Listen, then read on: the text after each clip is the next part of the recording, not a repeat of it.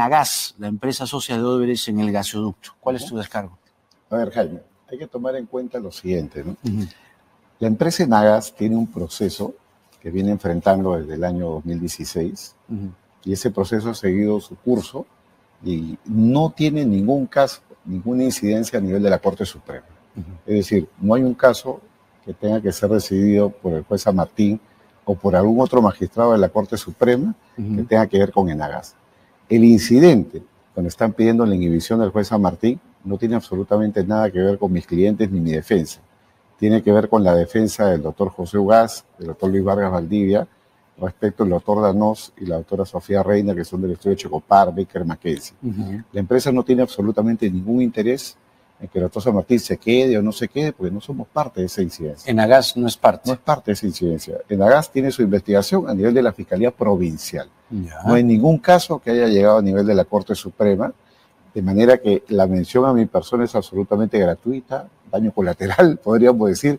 Yo también podría decir que Silvana Carrero ha trabajado en el estudio Azabache durante muchos años, ha sido abogada, litigante, y no sé si ella se inhibe en todos los casos donde aparece el doctor Azabache como contraparte. Digamos, igual razón, igual derecho, ¿no? Tendríamos que hacer también ese tipo de razonamiento, donde tenemos que revisar el pasado de todo el mundo, porque si tú conociste a alguien o trabajaste con alguien, entonces ya tienes una incompatibilidad. Pero en cualquier caso, claro, es un tema que para mí me es indiferente, en el sentido de cómo se pronuncia la Corte Suprema y quién sea el juez a cargo. Claro, el sentido viene más por gasoducto, Odebrecht, y en el gasoducto Enagas fue socia de Odebrecht. Por ahí viene la asociación. Sí, claro, pero tengamos en cuenta que en un proceso hay muchos imputados y muchos hechos investigados. El hecho investigado respecto al doctor Danós y la señora Sofía Reina no tiene relación alguna con la empresa Enagas ni con los temas objeto de investigación. Es un tema que tiene que ver con la elaboración de un informe para proinversión. No es un tema de corrupción, tiene que ver con la elaboración de un informe y la definición que se tiene que dar ahí es si ellos son funcionarios públicos o no. Eso es lo que tiene que decidir la Corte Suprema. Si un abogado que es contratado para elaborar un informe para una entidad pública es o no un funcionario. Ese es el tema de debate. A nosotros nos es indiferente si ellos ganan o pierden la incidencia a nivel de la Corte Suprema. No hay, digamos, nada que ver un con el hecho conflicto investigado. de intereses para ti. ¿Perdóname? No hay conflicto de intereses, digo. Ahora, si el doctor San Martín se debe de inhibir o no, eso tiene toda una regulación. Porque, ¿qué piensas tú? Vamos a ver, yo pienso que ya con todo esto, este barullo, digamos, que se ha producido acá, creo que muchos de los jueces se hubieran inhibido. Pero tengamos en cuenta lo siguiente, Jaime, la decisión sobre la inhibición no la toma él. Porque acá, además no, de votan, inhibición, pues, ¿no? claro, vota la sala. son otros jueces. Él no participa en la decisión. Hay muchos jueces que incluso se inhiben y luego a nivel de la sala el tribunal decide que la inhibición no cabe porque es ilegal, porque no está tasada. Si no, fácilmente sería, digamos, recusar jueces, pedir su inhibición. Y yo creo que es una buena oportunidad para que la Corte Suprema decida si efectivamente en un caso como este cabe o no la inhibición. Ahora, vamos a ver qué pasa la próxima semana, porque ahí la próxima semana va a estar muy, muy movida en la judicatura, ¿no? Y como te digo, para nosotros es absolutamente indiferente lo que sucede en ese nivel.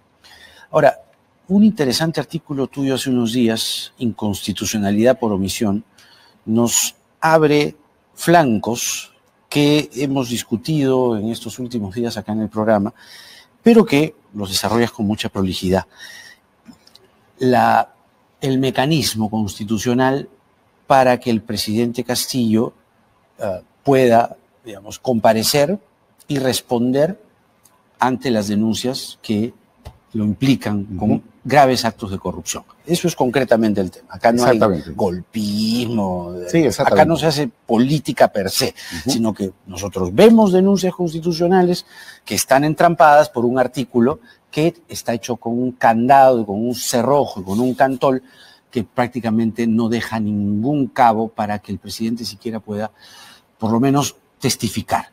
La salida que planteas aquí, precisamente, tiene que ver con un atajo. Un atajo, exactamente. ¿Cuál es ese atajo? Lo que yo planteo es que el artículo 117 de la Constitución es inconstitucional. Es una cosa un poco extraña, pero el propio Tribunal Constitucional peruano, ya desde hace más de 20 años, ha emitido sentencias en el sentido de que sí puede existir una norma dentro de la Constitución que sea inconstitucional. Y el 117, que blinda al presidente de una forma inusitada, para solamente 4 delitos que tú y yo conocemos perfectamente, el público ya lo sabe. Todos los días lo rezamos como un salmo. Tiene que abrirse la puerta, tiene que abrirse el candado. Y la vía es la reforma de la Constitución. El Congreso no lo va a hacer. No hay los votos, no hay el tiempo, no hay los periodos. ¿Qué es lo que puede hacer la Fiscalía de la Nación, que tiene legitimidad para plantear acciones de inconstitucionalidad? Es presentar una demanda directa ante el Tribunal Constitucional, diciéndole al Tribunal Constitucional, el 117 es inconstitucional y merece que se revise por parte del Congreso. Y lo que puede hacer el Tribunal Constitucional es refórmese el 117, darle una orden y un plazo al Congreso, y el Congreso va a tener que hacerlo sí o sí. Es decir, ya no es por el tema de si quieren o no quieren hacerlo, sino lo va a tener que hacer porque lo está ordenando el Tribunal Constitucional.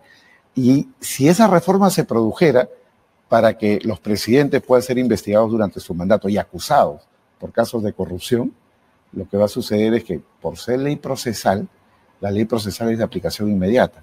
De hecho, la acusación constitucional es un requisito de procedibilidad. Entonces, no hay problema tampoco de aplicación en el tiempo, retroactividad, va a ser simplemente aplicación inmediata. O sea, lo que el Congreso hizo, digamos, es un borrador mal hecho, que el camino...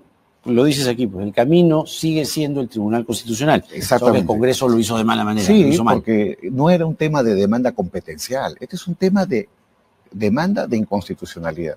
Pero es paradójico. ¿Cómo le explicas al público que un artículo de la Constitución es inconstitucional? Sí. Parece una cosa de locos. Claro, pero justamente todo el debate que ha habido, Jaime, de los constitucionalistas en los últimos, digamos, 60 días, tiene que ver con que el 117 se debe interpretar conforme a la Convención Anticorrupción, conforme al sistema legal peruano que ordena que el Estado luche contra la corrupción.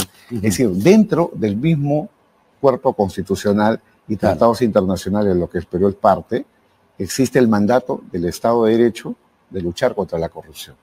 El 117 no es acorde con ese mandato. Entonces tienes una norma que de pronto, en el año 93, no la veíamos como inconstitucional porque no teníamos caso de esta naturaleza. Además, se copió y se pegó otro artículo 200 y pico de la Constitución del 79. Sí, o sea, es algo que se ha ido heredando... Desde el siglo XIX. Así es, desde el inicio de la República. Claro, entonces, como ha evolucionado la sociedad, los casos de corrupción también han evolucionado y hoy día se presentan al más alto nivel. Esto merece una reforma de la Constitución y una revisión, porque ya 117 se ha convertido prácticamente en un mecanismo de impunidad constitucional para el presidente. Claro, claro. Recuerdo mucho.